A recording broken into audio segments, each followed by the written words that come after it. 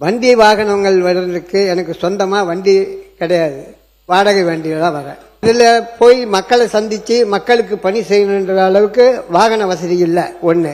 ரெண்டாவது, ஒரு செயலாளரை கையில் வச்சுக்கிட்டு அவங்களுக்கு ஊதியம் கொடுத்து செய்கிற அளவுக்கு வசதி இல்லை.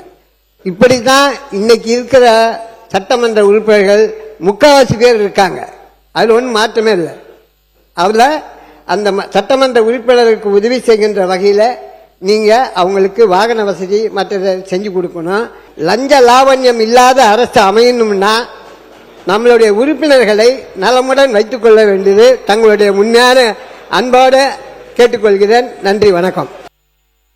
கடந்த 12/8/2026 அன்று காட்டுமன்னார்கோவில் சட்டமன்ற தொகுதி உறுப்பினர் திரு ஜோதிமணி அவர்கள் பேசும்போது, பல எம்எல்ஏக்களிடம் சொந்தமாக வாகனம் இல்லை என்றும் தொகுதி பணிகளை ஆய்வு செய்யவும்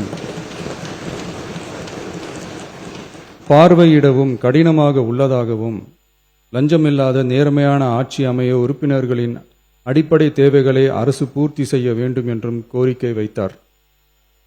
எந்த ஒரு பொருளாதார பலம் இல்லாமல் சட்டமன்ற உறுப்பினர்களாக பணியாற்றி கொண்டிருப்பவர்கள் தங்களின் தொகுதி பணிகளை செய்ய சொந்த வாகனங்களோ அல்லது உதவியாளர்களையோ வைத்துக்கொள்ள முடிவதில்லை என்றும் தெரிவித்தார். மேலும் இது தொடர்பாக கோரிக்கைகளும் வரப்பெற்றது. மக்களாட்சியின் மிக முக்கிய தூண்களில் ஒன்றாக விளங்குபவர்கள் மாண்புமிகு சட்டமன்ற உறுப்பினர்கள். தமிழ்நாடு சட்டமன்ற வரலாற்றில் எளிய பின்னணியில் இருந்து பணபலமோ அரசியல் பின்னணியோ இன்றி மக்களின் பேராதரவோடு முதன்முறையாக சட்டமன்றத்திற்கு தேர்வு செய்யப்பட்டுள்ள முதல் தலைமுறை சட்டமன்ற உறுப்பினர்களின் எண்ணிக்கை குறிப்பிடத்தக்க அளவில் உயர்ந்துள்ளது.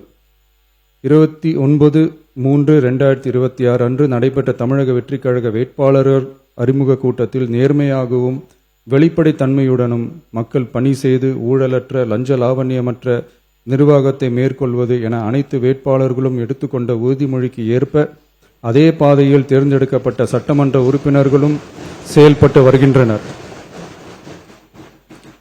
மக்களுக்கான நிர்வாகம் நேர்மையின் பாதையில் என்ற அடிப்படையில் லஞ்ச லாவண்யமற்ற நேர்மையான மற்றும் வெளிப்படையான நிர்வாகத்தை அடித்தட்டு மக்கள் வரை கொண்டு சேர்க்கும் நோக்கில் தமிழக வெற்றி கழக அரசு செயல்பட்டு வருகிறது. தங்களது தொகுதி மக்களின் குறைகளை கேட்டறியவும் அரசு திட்டங்கள் மக்களை சென்றடைவதை கண்காணிக்கவும் தங்களின் தொகுதி முழுவதும் தொடர் பயணங்களை சட்டமன்ற உறுப்பினர்கள் மேற்கொள்ள வேண்டியுள்ளது. பொருளாதார பலம் இல்லாமல் சட்டமன்ற உறுப்பினர்களாக பணியாற்றும் மற்றும் முதலாக சட்டமன்ற உறுப்பினர்களாக தேர்வு செய்யப்பட்ட உறுப்பினர்கள் தங்களது மக்கள் பணியை தோய்வின்றி தொடர்வதற்கும் அவர்கள் தங்களின் தொகுதி பணிகளை திறம்பட மேற்கொள்வதற்கு வசதியாக அனைத்து சட்டமன்ற உறுப்பினர்களுக்கும் அரசு சார்பில் வாகனம் வழங்கப்படும் என்பதை மகிழ்ச்சியோடு தெரிவித்துக் கொள்கிறேன்.